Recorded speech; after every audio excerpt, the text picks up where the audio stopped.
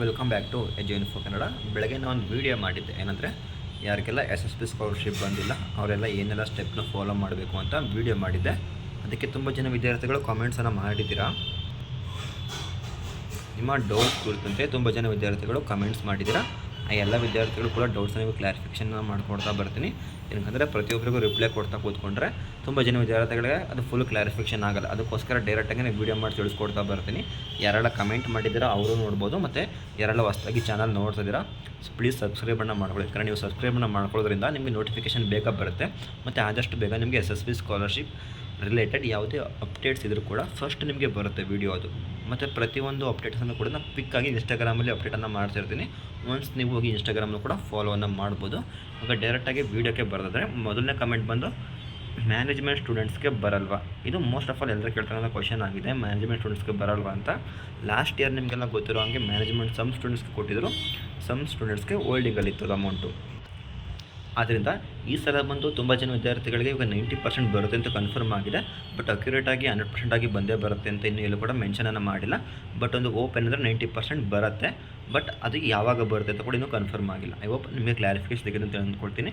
Bro, ನಮ್ಮದು PM SIV column ಏನು ತೋರಿಸ್ತಿಲ್ಲ ಅಂದರೆ ಯಾರಿಗೆಲ್ಲ ವಿದ್ಯಾರ್ಥಿಗಳಿಗೆ ಇನ್ನೂ PM SIV ಅಮೌಂಟ್ ಇನ್ನೂ ಸ್ಯಾಂಕ್ಷನ್ ಆಗಿಲ್ಲ, ಒನ್ಸ್ ನಿಮ್ಮ ಅಕೌಂಟನ್ನು ಚೆಕ್ ಮಾಡಿ. ಏನಕ್ಕಂದರೆ ಸಮ್ಟೈಮ್ಸ್ ಅದು ಅಲ್ಲಿ ಲಾಗಿನ್ ಆಗಿಲ್ಲ ಅಂದರೂ ಕೂಡ ನಿಮಗೆ ಶೋ ಆಗೋಲ್ಲ. ಯಾಕಂದರೆ ನೀವು 1 ವೀಕ್ ಬ್ಯಾಕ್ ಲಾಗಿನ್ ಆಗಿರ್ತೀರಾ, ಒಂದು 15 ಡೇಸ್ ಬ್ಯಾಕ್ ಲಾಗಿನ್ ಆಗಿರ್ತೀರಾ. ಈ ಥರ ಇದ್ದಾಗ ಅದು ಅಮೌಂಟು ನಿಮಗೆ ಸ್ಯಾಂಕ್ಷನ್ ಆಗಿರೋ ಕೂಡ ನಿಮಗೆ ಶೋ ಆಗೋಲ್ಲ. ಅದಕ್ಕೋಸ್ಕರ ರೀಸೆಂಟಾಗಿ ಲಾಗಿನ್ ಆಗಿ ಚೆಕ್ ಮಾಡಿ. ಇಫ್ ಇನ್ ಕೇಸ್ ನೀವು ಸ್ಕಾಲರ್ಶಿಪ್ಗೆ ಅಪ್ಲೈ ಮಾಡಿ ಡೈಲಿ ಬೇಸಿಸ್ ಮೇಲೆ ಲಾಗಿನ್ ಮಾಡಿ ಚೆಕ್ ಮಾಡ್ತಿದ್ರೆ ನಿಮಗೆ ಖಂಡಿತವಾಗಿ ಸ್ಯಾಂಕ್ಷನ್ ಆಗೇ ಆಗುತ್ತೆ. ಯಾರು ಕೂಡ ವರಿ ಮಾಡಬೇಡಿ, ಆದಷ್ಟು ಬೇಗ ಸ್ಯಾಂಕ್ಷನ್ ಆಗಿ ನಿಮಗೆ ಅಮೌಂಟ್ ಕೂಡ ಕ್ರೆಡಿಟ್ ಆಗುತ್ತೆ. ಇನ್ನು ಫೀ ಕನ್ಸೆಷನ್ ಅಮೌಂಟು ಸ್ಯಾಂಕ್ಷನ್ ಆಗಿಲ್ಲ. ಸೊ ನಿಮ್ಮದು ಯಾವುದು ಡಿಪಾರ್ಟ್ಮೆಂಟು ಮತ್ತು ನಿಮಗೆ ಎಷ್ಟು ಅಮೌಂಟ್ ಬರಬೇಕಿತ್ತು, ನಿಮ್ಮದು ಅಪ್ಲಿಕೇಶನ್ ವೆರಿಫಿಕೇಷನ್ ಆಗಿದೆ ಅಂತ ಒಂದು ಸ್ವಲ್ಪ ಚೆಕ್ ಮಾಡ್ಕೊಳ್ಳಿ. ಯಾಕಂದರೆ ಅಪ್ಲಿಕೇಶನ್ ವೆರಿಫಿಕೇಷನ್ ಆಗಿದ್ರೆ ಮಾತ್ರ ಅದು ಫೀ ಸ್ಯಾಂಕ್ಷನ್ಗೆ ಅಮೌಂಟು ನಿಮಗೆ ಸ್ಯಾಂಕ್ಷನ್ ಆಗೋದು. Next PG student still not verified the application. ಇದನ್ನು ನಾನು ಮೋಸ್ಟ್ ಆಫ್ ಆಲ್ ಎಲ್ಲ ವಿಡಿಯೋ ಕೂಡ ಆಲ್ರೆಡಿ ತಿಳಿಸ್ಕೊಟ್ಟಿದ್ದೀನಿ.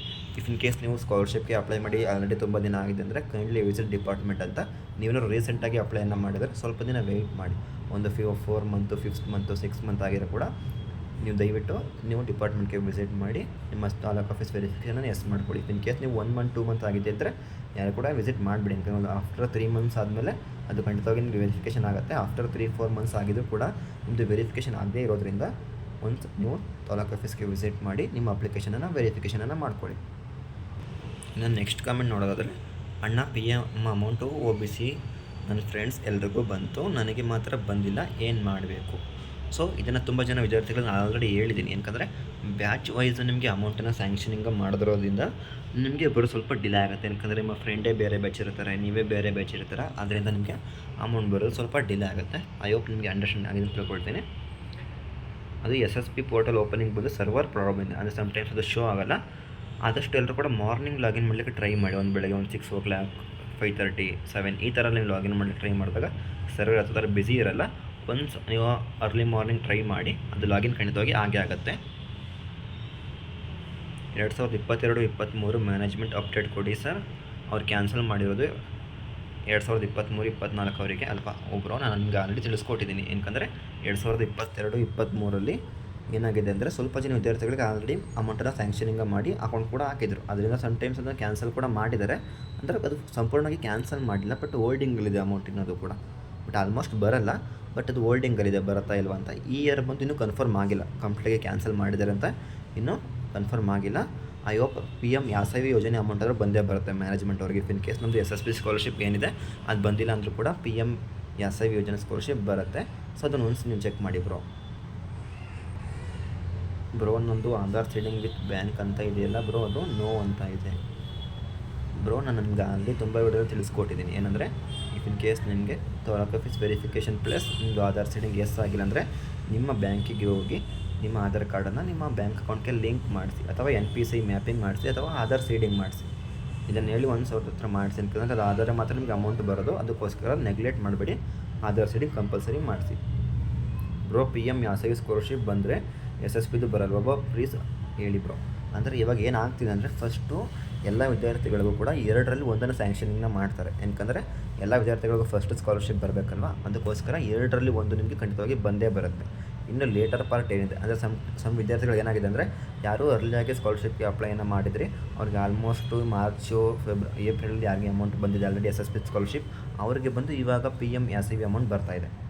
ಸೊ ಐ ಹೋಪ್ ಅರ್ಥ ಆಗಿದೆ ತಿಳ್ಕೊಳ್ತೀನಿ. ಅದಕ್ಕೋಸ್ಕರ ಅಂದರೆ ಬರುತ್ತೆ, ಸ್ವಲ್ಪ ಡಿಲೇ ಆಗುತ್ತೆ, ಎರಡೂ ಬರಲಿಕ್ಕೆ ಸ್ವಲ್ಪ ಡಿಲೇ ಆಗುತ್ತೆ. ಯಾಕಂದರೆ ಇವಾಗ PMACV ಯೋಜನೆ ಬರೋದು ನಿಮಗೆ ಸೆಂಟ್ರಲಿಂದ, ಇದು ಬಂದು SSP ಬರೋದು ಸ್ಟೇಟಿಂದ. ಯಾಕಂದರೆ ಇದನ್ನು ನೆಗ್ಲೆಕ್ಟ್ ಮಾಡಲಿಕ್ಕಾಗಲ್ಲ. ಇದು ಸ್ಟೇಟ್ ಗೌರ್ಮೆಂಟ್ ಏನು ಅಮೌಂಟನ್ನು ಕೊಡಬೇಕು ಖಂಡಿತವಾಗಿ ಅವ್ರು ಕೊಡಲೇಬೇಕು. ಖಂಡಿತವಾಗಿ ನಿಮಗೆ ಅಮೌಂಟದು ಬಂದೇ ಬರುತ್ತೆ. ಸೊ ಐ ಹೋಪ್ ನಿಮ್ಗೆ ಅರ್ಥ ಆಗಿ ತಿಳ್ಕೊಳ್ತೀನಿ. ಇಫ್ ಇನ್ ಕೇಸ್ ಮತ್ತೆ ಡೌಟ್ ಇದ್ದರೆ ಡೈರೆಕ್ಟಾಗಿ ಇನ್ಸ್ಟಾಗ್ರಾಮಲ್ಲಿ ನೀವು ಮೆಸೇಜನ್ನು ಮಾಡಿ. ಅಣ್ಣ ನಮ್ಮದು ಫೀ ರಿಮಿಷನ್ ಅಮೌಂಟು ಸ್ಯಾಂಕ್ಷನ್ಡ್ ಆಗಿದೆ but file due to okay ಇದಂದರೆ 2023-24 financial year ending. I hope bro ಇದು 2023 ಸ್ಕಾಲರ್ಶಿಪ್ ಅಂತ ತಿಳ್ಕೊಳ್ತೀನಿ. ಯಾಕಂದರೆ ಈ ಥರ ರಿಜೆಕ್ಷನ್ ಬಂದು 2023 ಸ್ಕಾಲರ್ಶಿಪ್ಗೆ ಬರ್ತಿದೆ. ಯಾವುದಕ್ಕೂ ಒಂದ್ಸಲ ನೀವು ಬಂದು ನಾನು ಸ್ಕ್ರೀನ್ಶಾಟ್ ವಿತ್ ನನ್ನ ಇನ್ಸ್ಟಾಗ್ರಾಮಲ್ಲಿ ಮೀಟ್ ಮಾಡಿ ನಾನು ನಿಮಗೆ ಅಪ್ಡೇಟನ್ನು ಕೊಡ್ತೀನಿ ಬ್ರೋ. ಸರ್ ನಾನು ಈ ಸರಿ SSP ಅಪ್ಲಿಕೇಶನ್ ಹಾಕಿಲ್ಲ ಬಟ್ ಲಾಸ್ಟ್ ಇಯರ್ ಹಾಕಿದ್ದೀನಿ, ನನಗೆ ಸ್ಕಾಲರ್ಶಿಪ್ ಬರುತ್ತಾ? ಪ್ರಜ್ವಲ್ ಅವರೇ, ನಿಮ್ಗೆ ಖಂಡಿತವಾಗಿ ಸ್ಕಾಲರ್ಶಿಪ್ ಬರೋಲ್ಲ.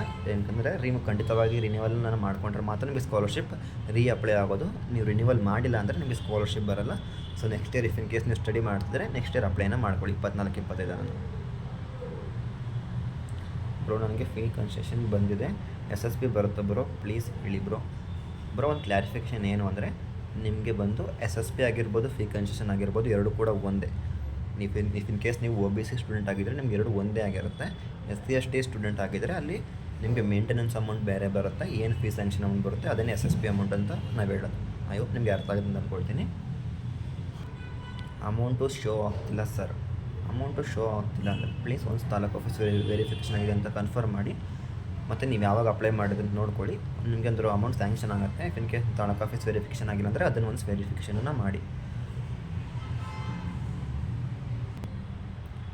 ಅಯ್ಯೋ ನಿಮ್ಮೆಲ್ರಿಗೂ ಕೂಡ ಕಮೆಂಟ್ಸಲ್ಲಿ ಆನ್ಸರ್ ಕೊಟ್ಟಿಲ್ಲ ಅಂದರೂ ಕೂಡ ಡೈರೆಕ್ಟಾಗೇ ವೀಡಿಯೋ ಮುಖಾಂತರ ನಿಮ್ಗೆ ಆನ್ಸರನ್ನು ಕೊಟ್ಟಿದ್ದೀನಿ. ಎಕ್ಸ್ಟ್ರಾ ಅಡಿಷ್ನಲ್ ಡೌಟ್ ಇದ್ದರೆ ದಯವಿಟ್ಟು ವೀಡಿಯೋಗೆ ಕಮೆಂಟನ್ನು ಮಾಡಿ, ಮತ್ತು ಅದಕ್ಕೆ ನಾನು ರಿಪ್ಲೈನ ಕೊಡ್ತೀನಿ. ಸಮ್ಟೈಮ್ಸ್ ರಿಪ್ಲೈ ಕೊಡೋಕ್ಕಾಗಿಲ್ಲ ಅಂದರೆ ಈ ಥರ ಡೈರೆಕ್ಟಾಗೇ ವೀಡಿಯೋನ ಮಾಡಿ ನಿಮಗೆ ಇನ್ಫಾರ್ಮೇಷನನ್ನು ಕೊಡ್ತೀನಿ. ಯಾಕಂದರೆ ಸಮ್ಟೈಮ್ ಬ್ಯುಸಿ ಇದ್ದಾಗ ಎಲ್ಲರ ಕಮೆಂಟ್ಸ್ ಕೂಡ ರಿಪ್ಲೈನ ಕೊಡೋಕ್ಕಾಗೋದಿಲ್ಲ. ಆಲ್ಮೋಸ್ಟ್ ನಾನು ಎಲ್ಲರೂ ಕೂಡ ರಿಪ್ಲೈನ ಕೊಡ್ತಿದ್ದೀನಿ. ರೀಸೆಂಟಾಗಿ ಸ್ವಲ್ಪ ಬ್ಯುಸಿ ಇರೋದ್ರಿಂದ ನಿಮಗೆಲ್ಲರೂ ಕೂಡ ಕಮೆಂಟ್ಸಲ್ಲಿ ರಿಪ್ಲೈನ ಕೊಡೋಕ್ಕಾಗ್ತಿಲ್ಲ. ಅದಕ್ಕೋಸ್ಕರ ಡೈರೆಕ್ಟಾಗೇ ವೀಡಿಯೋಸನ್ನು ಮಾಡ್ತಿದ್ದೀನಿ. ಸೊ ನಿಮ್ಮ ಕಮೆಂಟ್ಸಲ್ಲಿ ಖಂಡಿತವಾಗಿ ರಿಪ್ಲೈನ ಕೊಡ್ತೀನಿ. ಒಂದು 3 to 4 ಡೇಸ್ ಸ್ವಲ್ಪ ಬ್ಯುಸಿ ಇರ್ತೀನಿ, ಅದರಿಂದ ನಿಮಗೆ ಕಮೆಂಟ್ಸಲ್ಲಿ ನಾನು ರಿಪ್ಲೈನ ಕೊಡ್ತೀನಿ.